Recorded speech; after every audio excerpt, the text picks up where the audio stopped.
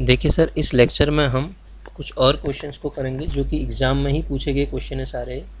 इन questions को देखेंगे हम। ये सारे क्वेश्चन एग्ज़ाम में आए हुए क्वेश्चन हैं, ठीक है। तो हम इनको करते हैं फिर। और अगर आपको इसका पीडीएफ चाहिए तो नीचे डिस्क्रिप्शन में लिंक है टेलीग्राम चैनल का, वहाँ भी मिल जाएगा। और हमारे ऐप का लिंक है नीचे, ऐप भी डाउनलोड कर सकते हैं, उसमें भी आपको ये इसका पीडीएफ मिल जाएगा। देखिए यहीं से स्टार्ट कर लेते हैं लास्ट से ही। Number of non empty subset of a set. पहले तो इसने सेट ही गलत लिखा है, ये सेट को ऐसा लिखना चाहिए था, करली बेसिस में लिखा जाता है 1 2 3, 4। तो क्या कह रहा है, नॉन एम्प्टी सबसेट। पहली बात तो टोटल नंबर ऑफ सबसेट्स कितने होते हैं पहले वो पता होना चाहिए। नॉन एम्प्टी की बात बाद में करेंगे। टोटल नंबर ऑफ सबसेट्स, इसकी कार्डिनलिटी कितनी है। माना इस सेट को मैं ए मानता हूँ, तो ए की कार्डिनलिटी मतलब नंबर ऑफ एलिमेंट इन ए मतलब कितने होंगे। नंबर ऑफ एलिमेंट कितने हैं इसमें, 4 हैं। तो टोटल नंबर ऑफ सबसेट कितने होते हैं, टोटल सबसेट जो होते हैं 2 टू दी पावर n होते हैं। तो 2 to the power 4 is equal to 16। और उसमें एक एम्प्टी भी होता है 5, उसको हटा दो तो 16 में से एक कम कर दोगे, कितने आ जाएंगे, 15 आ जाएंगे।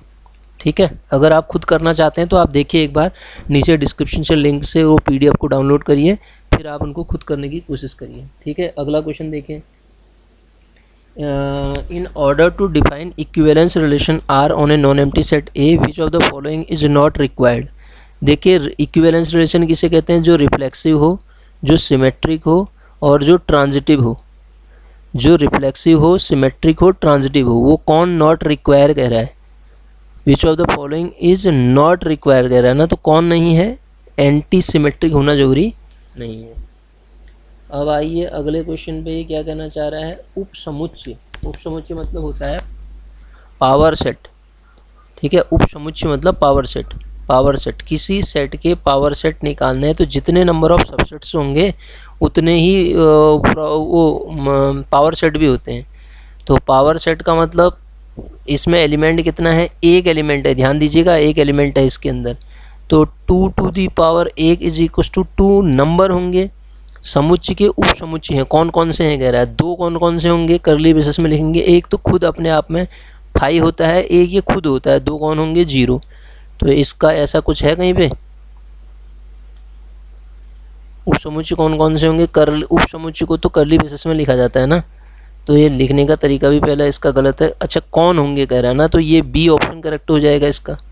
समझ रहे हैं आप मेरी बात को, इसका बी ऑप्शन क्या हो जाएगा, करेक्ट हो जाएगा।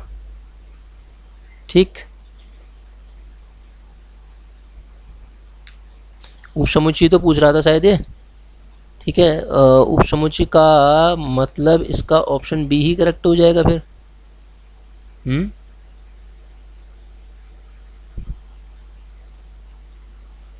ठीक है सर। अगला क्वेश्चन देखिए फिर। अगला क्वेश्चन क्या कहना चाह रहा है, ये भी कर लिया हमने, ये भी कर लिया। अब अगले क्वेश्चन पे आते हैं, क्या कह रहा है, ये है क्वेश्चन नंबर। यूनिवर्सल सेट में 700 एलिमेंट हैं। अब एक्चुअली इसने जो पूछा है ना, हमने डिमॉर्गन लॉ पढ़ा था सर, जो इंटरसेक्शन को यूनियन में, यूनियन को इंटरसेक्शन में कन्वर्ट कर देता था। तो यहाँ पे पहली बात तो ये समझो आप, A complement intersection B complement जो होगा वो होता है ए यूनियन बी का होल कॉम्प्लीमेंट। अब नंबर भी उसमें बराबर होंगे, फिर नंबर ऑफ एलिमेंट्स भी बराबर होंगे, नंबर ये हो जाएगा। हमें निकालना क्या है, A complement intersection B complement निकालना है। तो ये अगर हमें निकालना है A complement intersection B complement, तो यहाँ से देखो तो अब देखिए किसी सेट का कॉम्प्लीमेंट का मतलब क्या हो, यूनिवर्सल सेट में से उस सेट को हटा देते हैं। तो यहाँ से भी ऐसा ही कुछ करो, number of element in universal set जो होंगे उसमें से आप number of element in A union B कर दो। ठीक है। इसमें कॉम्प्लीमेंट में वही आएंगे। अब यहाँ से आप एक काम कर दो, number of element universal set में माइनस इसका फॉर्मूला तो जानते हो आप, ए में जो नंबर ऑफ एलिमेंट हैं, बी में जो नंबर ऑफ एलिमेंट हैं, बी में जो नंबर ऑफ एलिमेंट हैं, और minus number of element in A intersection B. अब ये सारी चीज़ें गिवन होंगी। देखो यूनिवर्सल सेट में कितने हैं, 700, माइनस नंबर ऑफ एलिमेंट ए कितने हैं, 200, नंबर ऑफ एलिमेंट बी कितने हैं 300, माइनस इंटरसेक्शन में एलिमेंट कितने हैं 100, 3 2 5 में से एक 100 गया तो 400, 700 में से 400 300। तो सी की वैल्यू जो आ जाएगी, हम ये क्या निकालना चाह रहे हैं, number of element in A complement intersection B complement, De Morgan's law का यूज़ करके कितने आ जाएंगे 300 आ जाएंगे। कितने आ जाएंगे 300 आ जाएंगे। अगला क्वेश्चन देखते हैं। देखिए अगला क्वेश्चन क्या कह रहा है हमसे, देखिए दो उपसमुच्चय ए और बी, दो समुच्चय ए और बी, तब ए कितना होगा। ये तो आपको वैसे ही पता होना चाहिए, निकाल के भी बता देता हूँ। देखो ये है, ये ए लिखा आपने, ये बी लिखा, ए बी, तो a माइनस बी मतलब क्या होता है, पहले देखो a माइनस बी कौन सा होता है, a माइनस बी जो होगा आपका वो ये होगा, देखो ये वाला होगा, ये a के वो एलिमेंट जो b में नहीं है, a के इतने एलिमेंट b में नहीं है, कुछ एलिमेंट थे तो वो आपके वो वाले हैं, ये नहीं है। अब a में से a माइनस बी को हटा दो, a तो टोटल है, तो a टोटल है इतना, ये a है, a इतना, उसमें से इसको भी हटा देते हैं तो बचता कितना है, देखो बचता कितना है उस केस में, फिर इसको हम करते हैं इससे, बचता कितना है ये वाला पोर्शन, ये और ये क्या होता है, ये वाला है क्या, ये वाला होता क्या है, कॉमन है ना, कॉमन मतलब a इंटरसेक्शन b, तो सीधे निकाल लो इसका मान कितना आ जाएगा, a इंटरसेक्शन b आ जाएगा। ठीक है सर। अगला क्वेश्चन देखिए क्या कह रहा है, every element of a group G has its own inverse. G क्या होता है, ये होता है ना एबिलियन होता है, ए का इन्वर्स यदि ए के बराबर होगा तो आप जानते हैं कि यहाँ से ए से ऑपरेट करोगे तो A square is equal to identity हो जाएगा। ये प्रॉपर्टी आपने पढ़ रखा है, सारे एलिमेंट ऑर्डर 2 के हों तो वो सेट क्या होता है, एबिलियन होता है। ऑर्डर 2 का मतलब यही हुआ ना, ए की पावर n बराबर e, तो ये क्या हो जाएगा आपका एबिलियन हो जाएगा। ठीक है, अच्छा एबिलियन है तो जरूरी नहीं साइक्लिक है, साइक्लिक है तो एबिलियन होता है। Which of the following structure is not group. अब सर ये बड़ा अच्छा क्वेश्चन है, इसमें देखो 1 omega square cube root of unity में मल्टीप्लिकेशन में ग्रुप होता है, कोई दिक्कत नहीं। ये इसी का ये 4th रूट ऑफ यूनिटी का सब ग्रुप है, होता है। ये 4th रूट ऑफ यूनिटी है, ये भी होगा, ये भी होगा, ये भी होगा। अब बचा कौन, बिना सोचे समझे, ये एडिशन में नहीं होता है सर, मल्टीप्लिकेशन में होता है। गलत दे दिया इसने, तो ये ऑप्शन हमारा सही हो जाएगा, मतलब इसके अकॉर्डिंग ये सही हो जाएगा। ठीक है, कौन नहीं है कह रहा था ना वो, तो ये ही नहीं है। ठीक है, आगे आइए। जेड स्टार कोई ग्रुप दे रखा है, where Z is a set of integer defined as, इसके अंदर एलिमेंट्स को डिफाइन किया गया है। ए स्टार बी जब आप लेते हैं तो a प्लस बी प्लस 1 से डिफाइन किया गया है। ए और बी जेड के एलिमेंट है, तो ए का इन्वर्स निकालना है। सबसे पहले इन्वर्स निकालने के लिए सबसे पहले आपको आइडेंटिटी चाहिए होगा सर।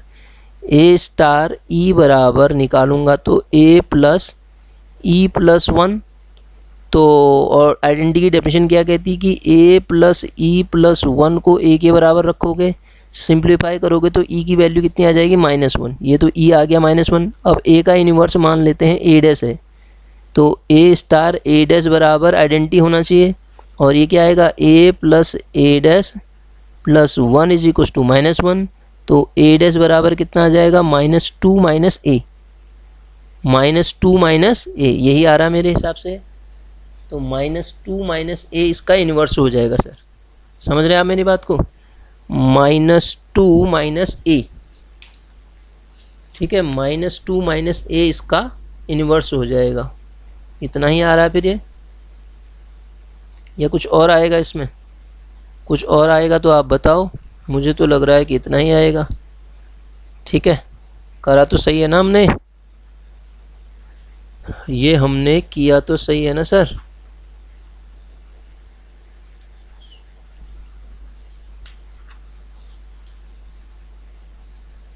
है ना,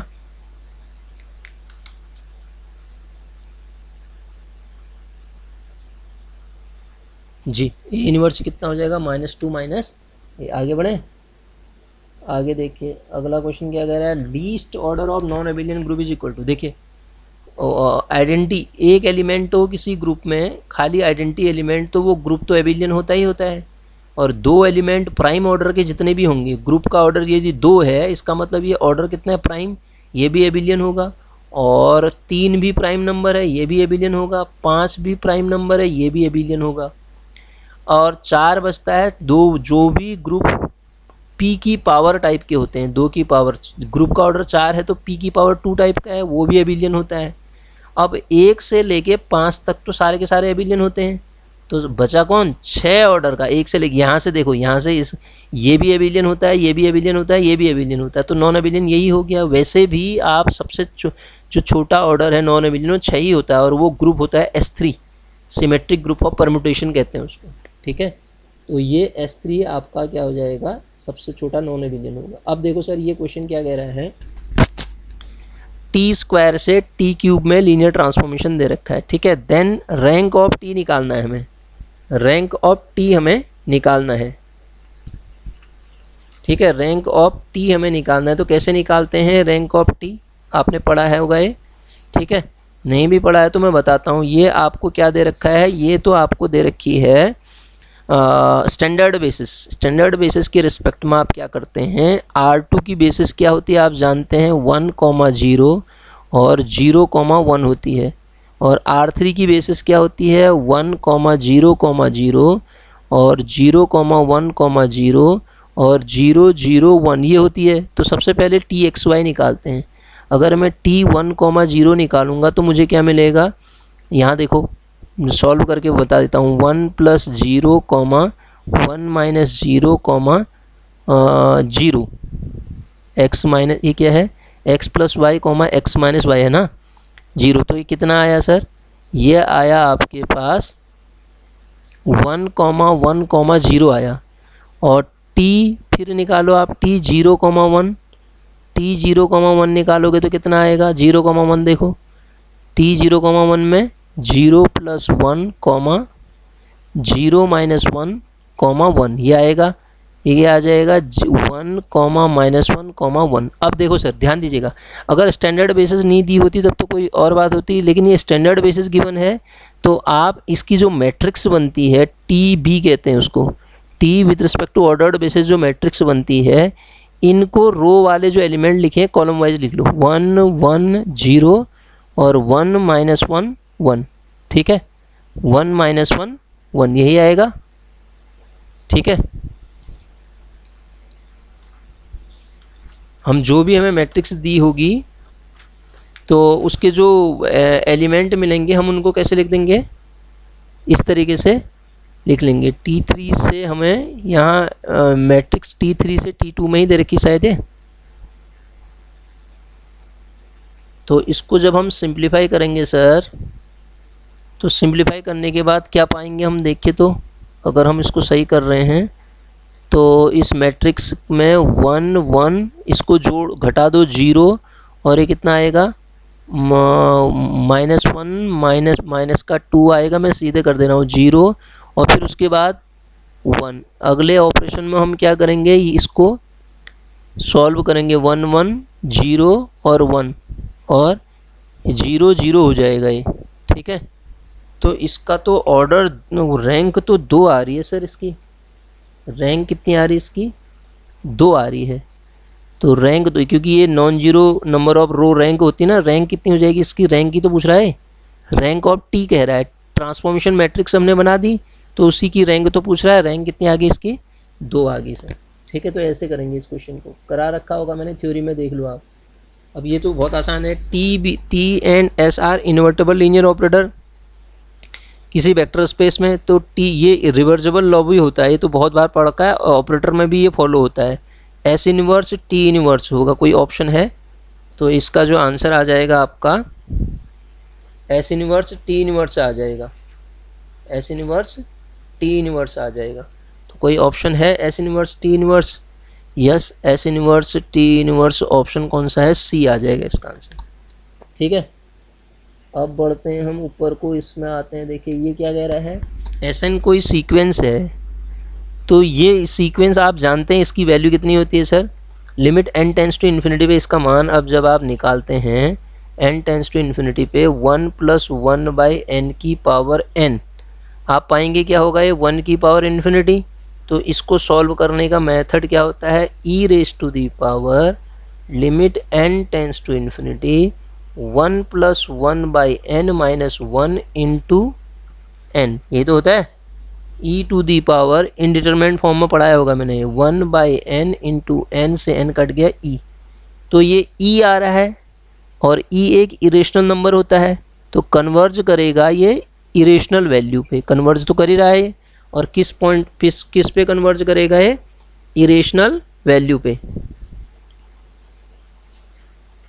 ठीक है, किस पे कन्वर्ज करेगा ये, इरेशनल वैल्यू पे, इरेशनल वैल्यूज पे कन्वर्ज करेगा, किस पे करेगा, इरेशनल वैल्यू पे कन्वर्ज करेगा, ठीक है सर। अब आते हैं आगे, आगे क्वेश्चन क्या है, ये है अच्छा क्वेश्चन, देखिए ये हमने पढ़ा है एक्चुअली, ये इसको आप वहाँ से करते हैं, कहाँ से, इंटीग्रेशन से, ठीक है, लिमिट एज ए सम से।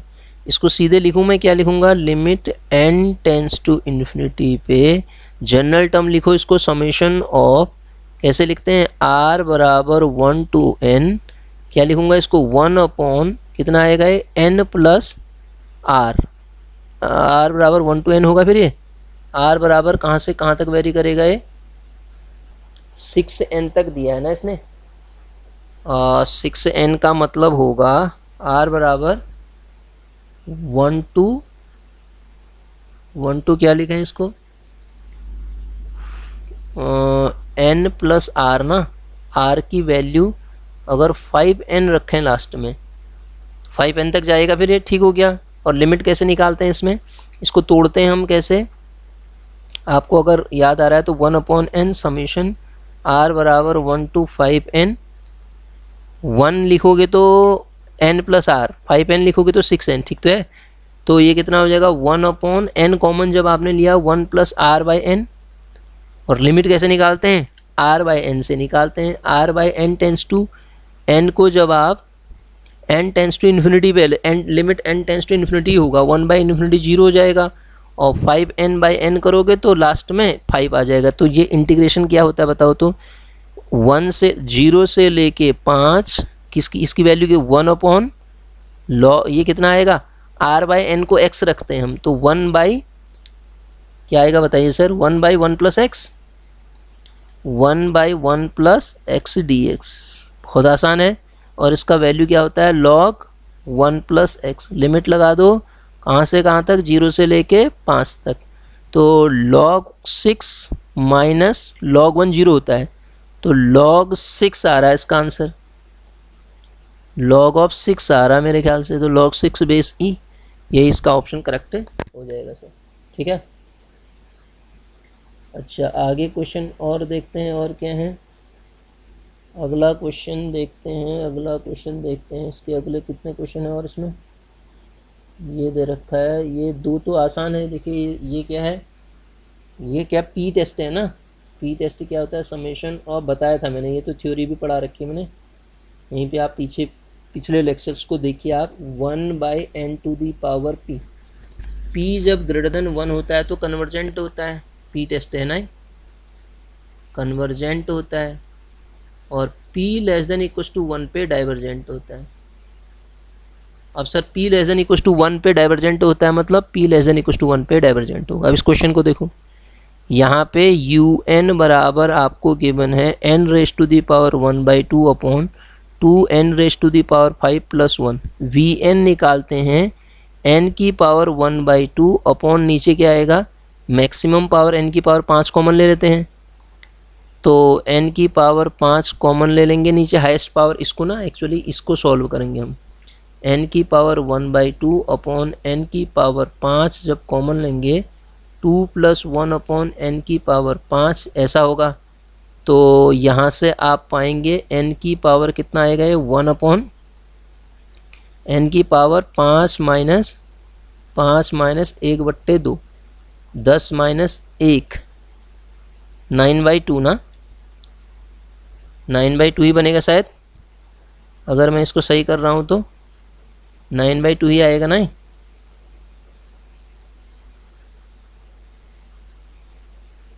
है सर, 9/2 ही आएगा फिर ये, तो ठीक है, 9/2 आ गया, तो Vn ये हो गया। अब हम क्या निकालते हैं, इसके बाद हम निकालते हैं limit n tends to infinity un upon Vn। तो un अपॉन Vn जब मैं करूँगा तो 5/2 से 5/2 कटेगा ये। un कितना है सर, ये ऐसा बनेगा ना 1 अपॉन n की power 9/2 into 1 plus 1 upon n की पावर 5 इंटू n की पावर 9/2। ये और ये कैंसिल हो जाएगा, 2 है ना, 1/2 which is not equal to 0। आप समझ रहे हैं ना, 1/2 ये करा रखे हैं मैंने कितने सारे क्वेश्चन। तो बस अब जैसा Vn का समेशन Vn का नेचर होता है वही नेचर हो जाएगा। समेशन Vn मतलब 1 अपॉन n की पावर 9/2, और ये 9/2 ऊपर लिखा है मैंने, देखो इसमें 9/2 क्या है, 1 से बड़ा है ना, तो 9/2 1 से बड़ा होता है, p इज़ ग्रेटर देन 1 तो कन्वर्जेंट होता है। तो ये सीरीज़ क्या हो जाएगी, कन्वर्जेंट हो जाएगी। सीरीज़ कैसी हो जाएगी, ये कन्वर्जेंट हो जाएगी। ठीक है सर। अच्छा, ये भी हो गया, ये भी हो गया। अब और कितने क्वेश्चन बचे हैं इसमें, एक क्वेश्चन और बचा है, इसको भी देख लेते हैं। ठीक है, तो ये तो हो गया साहब आपका कन्वर्जेंट, इसको मिटा देते हैं हम। un अपॉन Vn का कॉन्सेप्ट यूज़ करके हमने इसको सॉल्व कर लिया। अब यहाँ पे ये सीरीज़ का सम निकालो कह रहा है। ये टॉपिक ज़रा सा पढ़ाना है मेरे को, एक बार अलग से पढ़ाऊँगा इसको, इनफाइनाइट सीरीज़ का सम निकालना। ठीक है, तो इनफाइनाइट सीरीज़ जो है उसका सम निकालते हैं। फिर इस सीरीज़ हमें दे रखी है, तो इसका सम निकालने के लिए क्या करेंगे, सबसे पहले तो इसको आप सीधे लिखो tn, nth टर्म निकाल लो। इसकी nth टर्म क्या होगी, 1 + 2 + 3 + डॉट डॉट अपॉन नीचे कितना है, इसमें 2 फैक्टोरियल 3 फैक्टोरियल 2 फैक्टोरियल उसके बाद वाले में आ रहा है, तो नीचे कितना लिखूंगा इसको, n + 1 फैक्टोरियल बनेगा शायद ये, n + 1 फैक्टोरियल। यहाँ तक हम क्या लिखते हैं, अगर समेशन में हम इसको लिखें तो प्लस कहाँ तक जाएंगे, n तक, n टर्म्स का सम निकाल लेते हैं। तो n into n + 1 upon 2 upon कितना, n + 1 फैक्टोरियल बचेगा शायद है। ठीक है, n + 1 फैक्टोरियल ये तो आएगा। तो सर इसको फिर सिम्प्लीफाई करना पड़ेगा मुझे, tn को क्या करना पड़ेगा, n into n + 1 upon 2 into n + 1 फिर into n into n - 1 factorial, n - 1 factorial. सही कर रहा हूँ ना मैं, इसको तोड़ दिया ना ये। तो जब इसको हम ब्रेक कर रहे हैं तो इतना आया, तो tn की जो वैल्यू मिल रही है सर मुझे, इससे ये कटेगा, इससे ये कटेगा, तो 1/2 टाइम n - 1 फैक्टोरियल ऐसा कुछ मिल रहा है, यही मिलेगा। ठीक है, बस अब इसको सीरीज़ बना लो फिर। अब जब इसको हम फर्दर सॉल्व करेंगे तो हमें क्या मिलेगा बताओ, ये तो समेशन ऑफ tn निकालना पड़ेगा ना, इनफाइनाइट सीरीज़ है।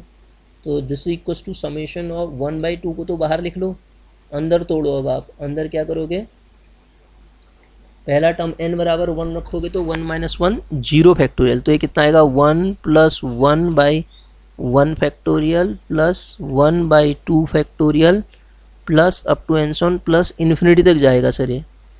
तो अब इसको अगर हम तोड़ें तो ये तो 1 + 1 फैक्टोरियल आ रहा है ना। हाँ, तो इसमें हमारे पास ये, अगर ये तो वैल्यू होती है e की, ये वाली वैल्यू तो होती है e की, तो ये तो e + 1/2 टाइप का जैसा आ रहा है यार। यहाँ ऑप्शन तो कोई दिख ही नहीं रहा है, e + 1/2, e + 1/2, एक है यहाँ पे e/2।